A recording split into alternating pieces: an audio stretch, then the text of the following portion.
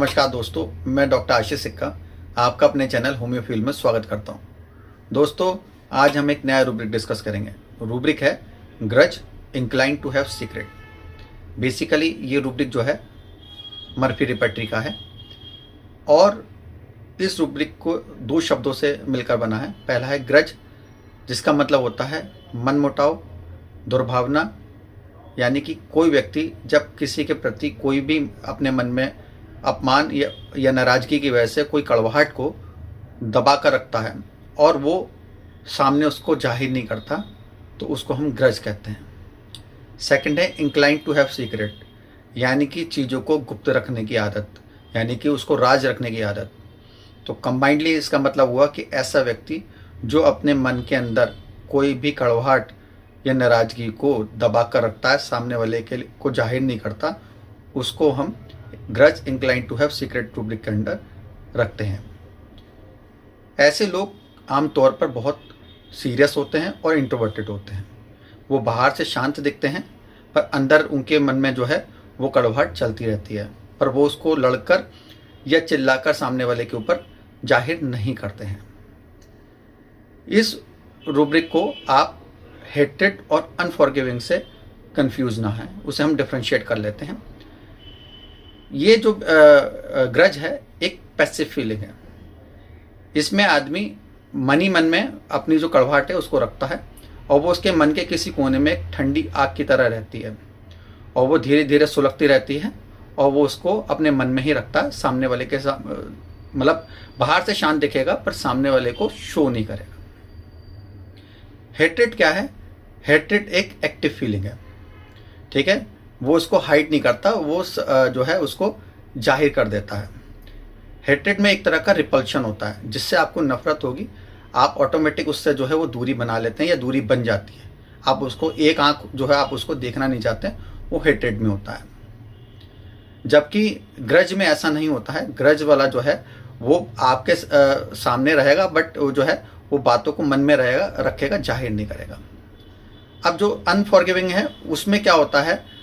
Unforgiving में क्या है? वो बातों को छुपाता नहीं है, जाहिर कर देता है। उसके लिए क्या होता है? गलती मतलब गलती होती है। अगर आपने गलती कर दी तो गलती का मतलब गलती है, फिर वो आपको अपने दिल से और जीवन से वो तुरंत बाहर कर देता है पर आपको माफ़ नहीं करेगा। ये अनफॉरगिविंग होता है। क्लिनिक पर आप इसे कैसे पहचानेंगे?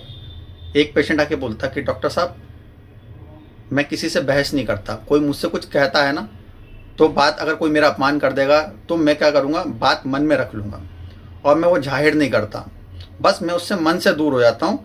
मैं कुछ कहूँगा नहीं पर मैं उससे मन से दूर हो जाता हूँ। इसी तरह एक पेशेंट आके बोलता, डॉक्टर साहब 10 साल पहले मेरे भाई ने कुछ लोगों के सामने मुझे कड़वी बातें बोल दी थी, आज तक मैंने उसको इस बात के लिए माफ़ नहीं करा है। जब भी सोता हूँ तो मुझे हमेशा वो बात याद आती है, वो बात मेरे मन में एक गांठ की तरह आज तक बनी हुई है।